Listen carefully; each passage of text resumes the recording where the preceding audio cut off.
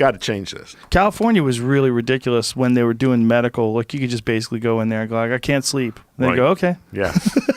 There was nothing. Like, I had friends that had like long, elaborate excuses they had planned out. Like, you know, I was in a car accident while I was 6, and when I go to bed at night, I have these horrible dreams. And the only thing that helps me is marijuana, and I'm just trying to feed my family. And they would go, stop.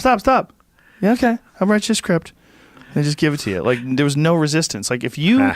My joke was that if you can't get a license for marijuana, you should probably go to a hospital immediately because you got a real problem. They're like, no, man, you need actual doctors. Right. I'll tell you a story. This is something that bothers me, though. I'm not a user of pot now. I was heavily in my earlier life. A friend of mine, doctor colleagues in San Francisco, sent me some samples of stuff that had come from a medical dispensary in San Francisco, and he wanted me to try them. So one of them was some concentrated oil. It came in a little syringe and had a very elaborate, nicely printed brochure with it that described the use of this for pain. And it said you should start with an amount the size of half a grain of rice. Take it orally. So what? Yeah, my friend said take it at bedtime. So this is a teeny amount, and actually I probably took somewhat less because I was afraid of getting too high on it. So I took it at bedtime, went to sleep, woke up about an hour later in full-blown delirium. I mean, visual hallucinations as strong as I've had on LSD. I couldn't get out of bed. I was immobile. Yeah. I had burning thirst. I couldn't get up to get a glass of water. I had a friend staying in a guest house. I couldn't call for help. I lay there, and it kept increasing. It kept, over 4 hours, it got stronger and stronger. And when is it going to end? Anyway, it lasted 12 hours. Yeah. And for about 24 hours after, my equilibrium was really off. And this stuff is being, the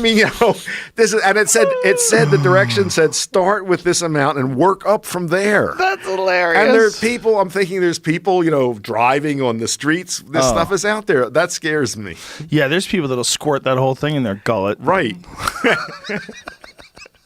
I'm sure you know some. Yeah, I know a lot of them. Yeah, it's the edible world is a weird world because of the response of the body is so much different than the smoking. It's a different drug. Yeah, and a lot of people are fooled by the long length of time it takes. So that, it's like lighting the firework and the fuse is down, and you go back and try to light it again, and yeah.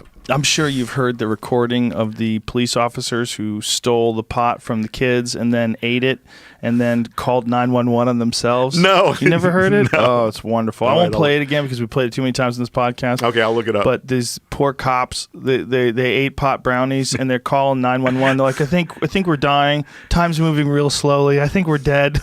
It's so stupid. It's so stupid.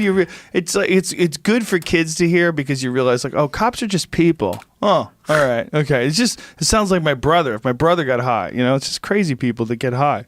But the effect of the edible can be pretty fucking profound. And this area in particular, like Hollywood has some preposterous THC level edibles. I can imagine, yeah. I mean, they're under different regulations now that it's legal statewide instead of just medical. But when it was medical only, you could get these insane concoctions.